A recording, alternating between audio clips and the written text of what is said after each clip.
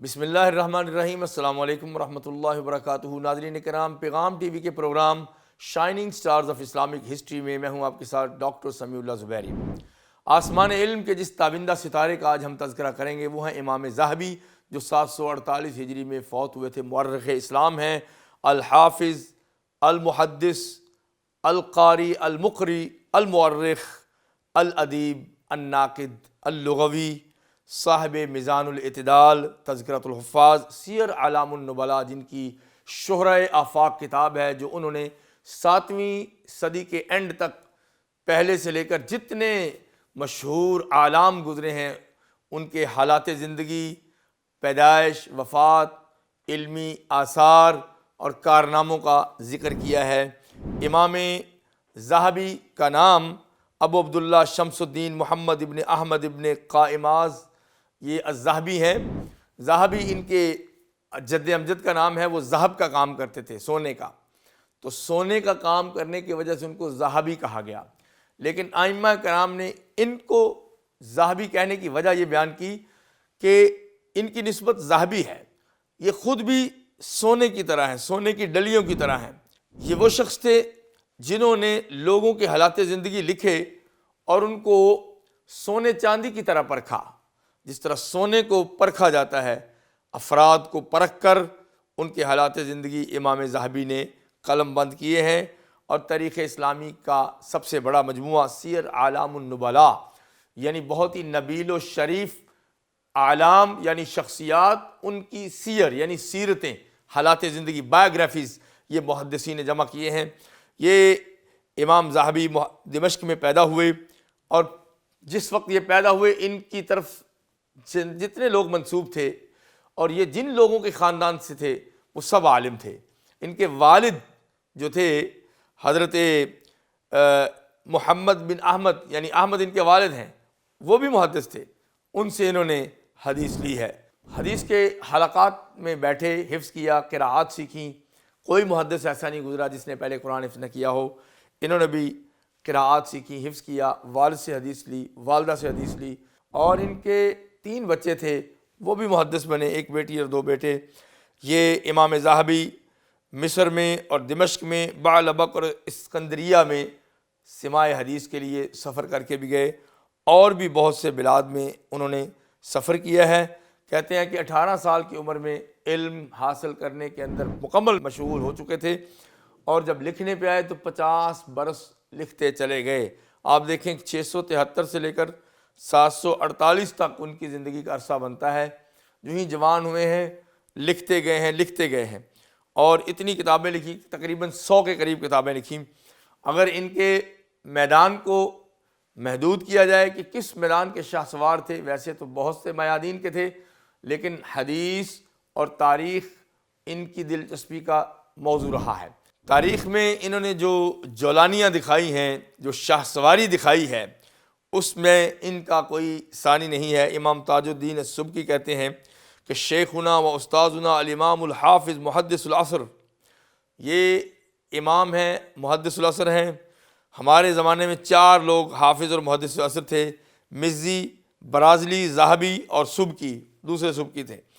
اور امام سیوطی فرماتے ہیں الامام الحافظ محدث العصر خاتمۃ الحفاظ مورخ الاعلام فرد الدہر والقائم باعباء هذه الصناعہ، یعنی ترجمہ نویسی میں لوگوں کے حالات قلم بند کرنے میں جتنی مشقتیں آتی تھیں وہ ساری انہوں نے جھیلی ہیں، اور سب لوگوں کے حالات لکھ دیے ہیں، اور ان کو امام اور حافظ اور محدث العصر کا لقب دیا امام سیوطی نے۔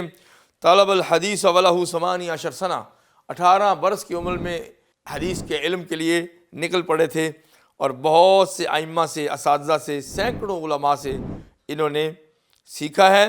کہتے ہیں کہ جتنے بھی لوگ محدثین گزرے ہیں، عیال فی الرجال وغیرہا من فنون الحدیث علی اربع، وہ علوم حدیث میں 4 کے پابند ہیں، ان کے دیندار ہیں، قرض دار ہیں۔ المزی، امام ابن کثیر کے سسر، والذہبی، یہ شمس الدین، والحافظ العراقی جو الفیہ فی الحدیث کے حافظ اور کاتب ہیں، یعنی 1000 شعر جنہوں نے لکھے علوم حدیث میں، وابن حجر، اور 852 میں وفات ہونے والے امام ابن حجر العسقلانی۔ امام شوکانی نے فرمایا تھا وجمیع مصنفاتہ مقبولۃ مرغوب فیہا، جتنی مصنفات امام ذہبی نے لکھی سب ایکسیپٹڈ ہیں اور لوگ اس میں رغبت رکھتے ہیں۔ انہوں نے سفر کیا اور بہت سے بلاد کو چھانا، اور وہاں سے علوم جو جمع کیے اس کو نقد کی چھاننی میں سے گزار کر کے، منقول کر کے، ایکسٹریکٹ کر کے صاف ستھرے اپنی کتابوں میں ڈال دیے۔ چنانچہ اگر کسی کا ترجمہ 7ویں صدی تک لینا ہو تو امام ذہبی کے بغیر گزارا نہیں ہوتا۔ امام ذہبی نے ہزاروں لوگوں کے حالات زندگی لکھے، لیکن جب اپنی باری آئی تو معجم الشیوخ میں لکھا، جو میرے مشائخ ہیں ان کے ناموں کے لسٹ کی پوری معجم، اس میں کہتے اما بعد فہذا معجم العبد المسکین محمد ابن احمد ابن عثمان بن قائماز ابن الشیخ عبداللہ الترکمانی ثم دمشقی ابن الذہبی، کہتے ہیں کہ یہ جو معجم ہے، یہ کتاب ہے، یہ ایک ایسے اللہ کے بندے کی ہے جو مسکین ہے، ضعیف ہے، محمد ابن احمد قائماز الترکمانی، یعنی پھر اپنے والد کا نام لیا، اپنا نام لیا، اور پھر ذہبی اپنے جد امجد کا نام لیا، اس قدر تواضع کے اپنے آپ کو ضعیف کہا، کمزور کہا، مسکین کہا۔ ہمیشہ اہل علم تواضع رکھتے ہیں۔ والد تہجد گزار تھے اور غلام آزاد کیا کرتے تھے، اور انہوں نے اپنے والد کے مشائخ پہ بھی قراءات کی ہیں، اور ان کے والد نے امام قیسی پر صحیح بخاری پڑھی تھی۔ آپ دیکھیں کہ ان کے والد بخاری کے عالم تھے، اور اسی طرح شرح میں بہت سی شروح پڑھتے رہے، اور متن اور نصوص میں ہزاروں کتابیں پڑھ ڈالیں، لیکن اینڈ پہ سوچا کہ کسی میدان میں فوکس کرنا چاہیے، یہ مسلم فریم ورک ہے، تو انہوں نے قراءات اور حدیث پہ فوکس کر دیا۔ سارا گھرانہ علمی تھا۔ انہوں نے کچھ شیخات سے بھی پڑھا ہے، یعنی ان عورتوں سے جو شیخہ تھیں، شیخہ خدیجہ سے نحو پڑھی۔ دیکھیں اس دور کے محدثین میں جو نمایاں مقام حاصل تھا، عورتوں کو جو محدث عورتیں تھیں ان کے نام ہیں زینب بھی، اور فاطمہ بعلبکی، اور ہدیہ بغدادیہ، اور بہت سے لوگوں سے۔ اسی طرح ان کے جو مشائخ ہیں ان میں احمد ابن فرح ابن احمد الاشبیلی ہیں جو دمشق میں تھے، ان کو فقہ اور حدیث پڑھاتے تھے۔ بہت ہی تعریف کی حضرت امام ذہبی نے احمد ابن فرح بن احمد الاشبیلی کی کہ وہ ثقہ تھے، قاری تھے، مقری تھے، محدث اور فقیہ تھے۔ ایسے ہی کہتے ہیں کہ ابن الظاہری محدث اور فقیہ تھے، احمد ابن اسحاق الابرقوہی، اور اسی طرح امام حجار، امام ابن عساکر مشہور مؤلف، امام فزاری، امام حافظ دمیاطی، امام سحنون المالکی، ان سے بھی کسب فیض کیا، امام خیاط الحنبلی، اور بہت مشہور امام ابن دقیق العید، اور اس طرح دیگر ائمہ سے حضرت امام ذہبی نے علم حاصل کیا۔ اور مختلف فنون کے یہ ائمہ ہیں، کوئی حدیث کا ہے، کوئی فقہ کا ہے، کوئی تفسیر کا، کوئی ادب کا، کوئی لغت کا، کوئی بلاغہ اور شعر کا امام ہے، خود ان کے اپنے شعر بھی ہیں۔ تو جب تک حسن اسلوب انسان کو نہ آئے وہ بڑا مؤلف و مصنف نہیں بن سکتا۔ تو امام ذہبی نے اسی لیے نقد اور لغت بھی اس فن کے امام سے سیکھی ہے۔ یہ بنیادی علوم ہیں۔ اس کے بعد وہ حدیث کے مجلس میں گہرائی میں چلے گئے اور رجال پہ، جرح اور تعدیل پہ عظیم کتابیں لکھیں، جن میں سب سے عظیم کتاب میزان الاعتدال ہے، اور جو تہذیب الکمال تھی امام مزی کی، چونکہ یہ معاصر ہیں، حافظ ہیں، تو انہوں نے اس کی بھی تہذیب کی۔ ان کو اختصارات کا بہت شوق تھا، چنانچہ انہوں نے بہت سی کتابوں کے مختصرات لکھے ہیں۔ جہاں بہت سے علوم سیکھے اپنے اوائل جوانی میں ہی، وہاں قراءات بھی سیکھیں کہ قرآن کے بغیر حدیث کی خدمت نہیں ہو سکتی، اور اس کے بعد پھر رحلت علمی کے لیے نکل گئے کہ جانتے تھے جو شخص سفر نہ کرے وہ محدث نہیں ہو سکتا۔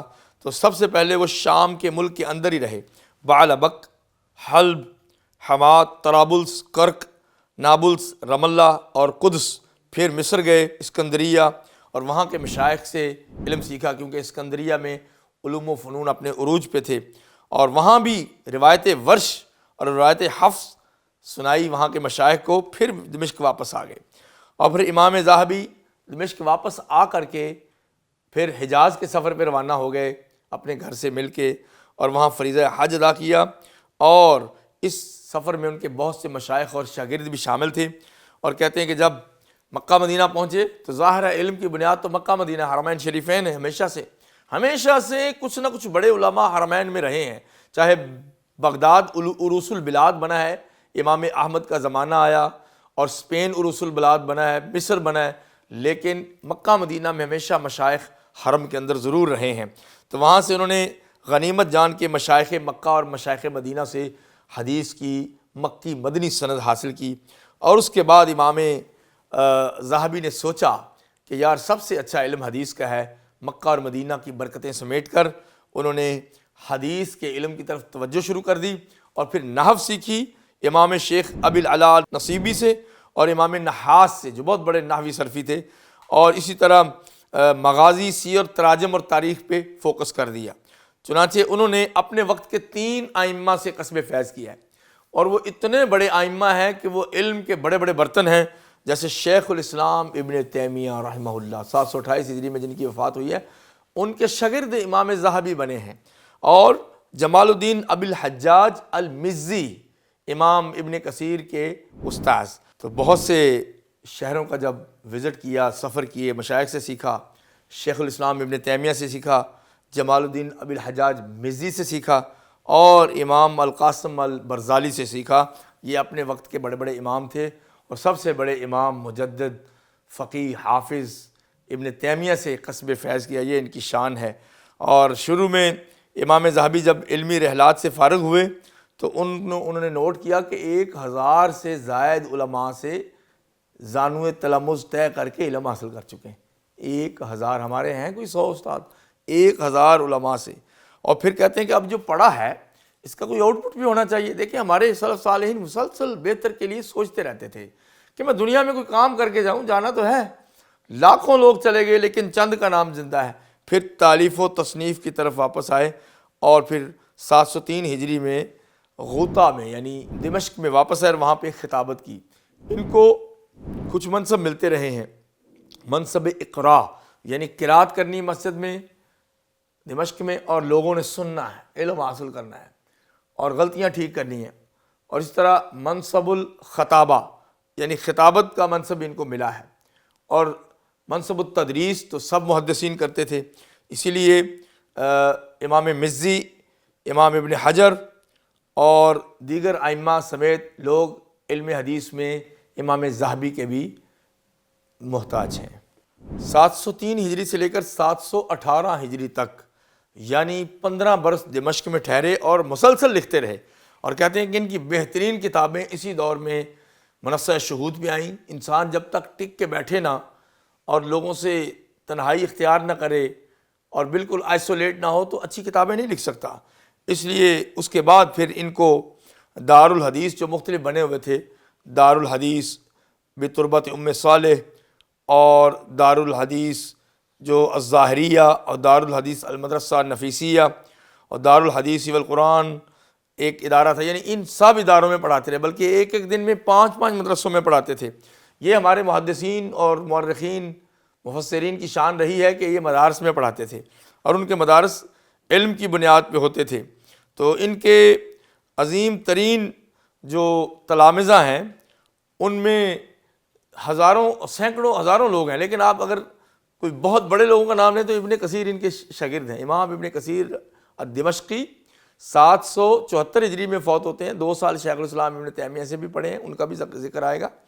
تو یہ امام سبکی اور امام ابن کثیر، شافیوں میں امام سبکی، اور اسی طرح مفسرین میں اس وقت کے سب سے بڑے مفسر ابن کثیر، یہ ان کے شاگرد رہے ہیں۔ اور ایسے ہی 741 ہجری تک یہ لکھتے رہے، پڑھتے رہے، حتیٰ کہ آنکھیں استعمال کر کر کے ختم ہو گئیں، یعنی اندازہ کریں۔ امام ابن کثیر کی نگاہیں بھی آخری عمر میں ختم ہو گئی تھی، بہت زیادہ چراغ کی روشنی میں کتابیں چھانٹنے کی وجہ سے۔